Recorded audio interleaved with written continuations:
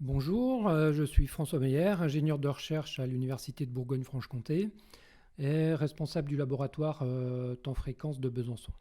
Donc, je vais vous parler de métrologie du temps et des fréquences, de la manière dont on mesurait le temps avant l'avènement des horloges atomiques jusqu'en 1967, puis de la manière dont on utilise les horloges atomiques à l'heure actuelle, comment on s'en sert pour fabriquer les références de temps nationales, internationales, et également des activités de métrologie du temps et de recherche qui sont menées dans les deux principaux laboratoires de temps et de fréquence de Besançon, à savoir UTINAM dans les locaux de l'Observatoire de Besançon et le département temps-fréquence de FEMTO-ST dans les locaux de l'ENSEM qui sont à quelques centaines de mètres l'un de l'autre, mais qui partagent une infrastructure commune, même si les deux labos ont des vocations un petit peu différentes, ils travaillent évidemment en étroite collaboration.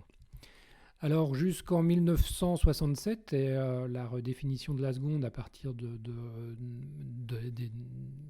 horloges atomiques à césium, on mesurait le temps grâce à un instrument astronomique qui s'appelle la lunette méridienne, et c'est pourquoi on trouve à l'heure actuelle des laboratoires de métrologie du temps, que ce soit à l'Observatoire de Paris, à l'Observatoire de Besançon ou ailleurs dans le monde. On trouve les laboratoires de métrologie du temps dans les observatoires parce que jusqu'en 1967, c'est dans les observatoires, grâce à des observations astronomiques, que se faisait la mesure du temps. Donc ce qu'on mesurait, c'était en fait la rotation de la Terre sur elle-même, parce que la rotation de la Terre, on la considérait comme suffisamment stable, elle était en tout cas plus stable que les horloges mécaniques, et donc on se servait de la rotation de la Terre comme référence de temps. Et pour mesurer cette horloge Terre, entre guillemets, on utilisait donc la lunette méridienne, qui est un instrument un petit peu spécifique, qui ne se déplace que dans le plan du méridien. Donc, un des enjeux de l'utilisation correcte d'une lunette méridienne pour fournir des mesures précises, c'est que toute la mécanique de la lunette l'inscrive précisément dans le plan du méridien. C'est une des grosses difficultés. Et puis, on observait donc le passage successif dans le plan du méridien d'une étoile donnée. Et donc, si on prenait une étoile donnée, qu'on l'observait à un jour donné, on notait le temps de passage de cette étoile dans le méridien grâce à une horloge mécanique. On répétait la même chose 24 heures plus tard, et ça nous donnait la durée du jour. On subdivisait cette durée du jour en 86 400 et ça donnait la définition de la seconde. Donc ça, c'est ce qu'était la définition de la seconde jusqu'en 1967. Malheureusement, la rotation de la Terre n'est pas une horloge aussi stable qu'on le voudrait. On s'en est aperçu très vite. En fait, on s'en doutait dès la fin du 19e siècle, mais on s'en est aperçu dès qu'on a eu des horloges à quartz assez précises pour montrer que la rotation de la Terre était affectée par un certain nombre d'instabilités, de ralentissements, dont le principal est un ralentissement à long terme. C'est-à-dire qu'on sait que la rotation de la Terre, sur le long terme, ralentit de quelque chose comme 2 millisecondes par siècle. Donc, les premières horloges atomiques, elles, sont apparues dans les années 50, et c'est seulement en 1967 qu'on a redéfini la seconde, qui était définie auparavant par une subdivision de la durée du jour terrestre. On l'a redéfinie par une des propriétés de l'atome de césium-133. Donc une horloge atomique, si on prend les plus simples, les horloges à césium, celles qui sont le plus répandues, comment ça fonctionne ? En fait, une horloge atomique, c'est un oscillateur à quartz qu'on va asservir sur le phénomène physique qui est à la base de la définition de la seconde, qui est en fait la fréquence d'une transition entre deux états de l'atome de césium 133. Donc pour réaliser cette définition, on va utiliser ce qu'on appelle une cavité résonante dans laquelle on va faire régner une onde stationnaire qui est la plus proche possible de la fréquence qui va faire changer l'atome 133 qui va le faire changer d'état. Donc dans cette cavité résonante, on va d'abord chauffer les atomes de césium.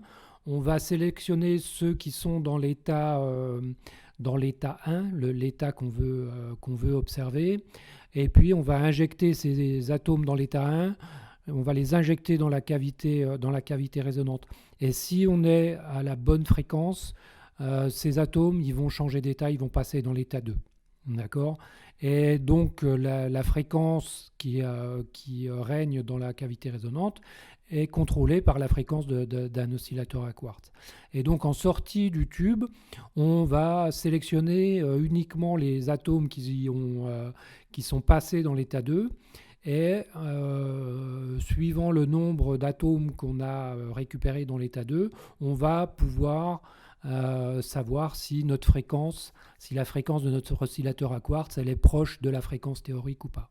Et donc on va ajuster par une boucle de rétroaction, on va ajuster la fréquence qui règne dans la cavité résonante pour maximiser le nombre d'atomes de césium qui auront changé d'état pendant leur traversée de la cavité résonante. Donc pour donner une idée des ordres de grandeur dont on parle ici, quand on mesure la rotation de la Terre avec la lunette méridienne, sur une seconde, on a dit qu'on était capable de mesurer le dixième de seconde d'un jour à l'autre, c'est-à-dire qu'on a une exactitude de 1 sur 1 million. On appelle, si on traduit ça en langage scientifique, ça fait 10-6 d'exactitude, c'est-à-dire 1 millionième, une partie sur 1 million. Avec l'horloge atomique, avec les horloges atomiques qu'on utilise couramment, des horloges atomiques, même pas forcément de laboratoire, mais c'est des horloges atomiques qu'on trouve dans le commerce, on va être sur des exactitudes qui sont de l'ordre de 10 puissance moins 14, c'est-à-dire entre 10 moins 6 et 10 moins 14, vous avez un facteur de 100 millions, c'est-à-dire 10 puissance 8. Donc les horloges atomiques, elles sont 10 puissance 8 fois plus exactes, plus stables, plus précises que l'horloge Terre. Donc c'est un monde de différence. Et ça, ce n'est pas les horloges atomiques les plus performantes qu'on ait, évidemment. Dans les laboratoires, les horloges atomiques qu'on développe à l'heure actuelle, elles ne sont pas en 10-14, donc un 100 millième de milliardième, mais elles sont dans les 10-16, 10-17, 10-18, c'est-à-dire qu'on est au milliardième de milliardième, c'est-à-dire une partie sur 1 milliard de 1 milliard. À l'observatoire, donc, on entretient, on maintient, on mesure, on surveille 3 étalons à césium, qui sont des étalons à césium commerciaux que vous pouvez acheter, que vous pouvez trouver dans le commerce. Si vous avez 90 ou 100 000 euros, vous pouvez vous offrir une horloge atomique. Et donc ici, les trois horloges atomiques à césium qu'on voit, elles sont maintenues à température constante, à humidité constante. Tout ça est surveillé et elles sont comparées en continu avec les horloges de l'Observatoire de Paris. Donc la manière dont ces horloges sont comparées, dont on compare à distance 2 horloges atomiques avec des exactitudes de l'ordre du milliardième de seconde, c'est en utilisant principalement, il y a d'autres techniques qui sont plus précises, mais la technique la plus répandue, c'est les techniques de vue commune qui utilisent les constellations GPS et Galileo maintenant, pour faire des comparaisons d'horloges. Donc, ce qu'il faut savoir, c'est que les systèmes de positionnement par satellite, que ce soit GPS ou Galileo, ils fonctionnent grâce à au transport d'ondes électromagnétiques et à la réception de ces ondes électromagnétiques par les récepteurs GPS ou Galileo. Et ces ondes électromagnétiques, elles voyagent à la vitesse de la lumière. Donc si on veut faire du positionnement à 1 mètre près, la lumière, elle parcourt 1 mètre en 3 milliardièmes de seconde. Donc on comprend que pour avoir des positionnements à 1 mètre près, il faut être capable de maintenir une échelle de temps à quelque chose qui est de l'ordre du milliardième de seconde. Donc c'est ce que font les constellations, que ce soit GPS comme Galileo. À la base, il y a une échelle de temps extrêmement précise. Donc dans chaque satellite GPS ou Galileo, vous avez 2, 3, voire 4 horloges atomiques à bord qui permettent de dater précisément l'émission des signaux et d'envoyer cette information dans le signal qui est transmis à votre récepteur, dans votre téléphone portable, dans votre GPS, dans votre voiture, qui permettent de reconstituer la position, mais en passant par le temps. Donc en métrologie du temps, on n'utilise que la fonction temps en fait, des récepteurs, GPS et Galileo. C'est-à-dire qu'on va mesurer l'écart entre le top de seconde qui est donné par une horloge atomique et le top de seconde qui est donné par le récepteur GPS ou Galileo.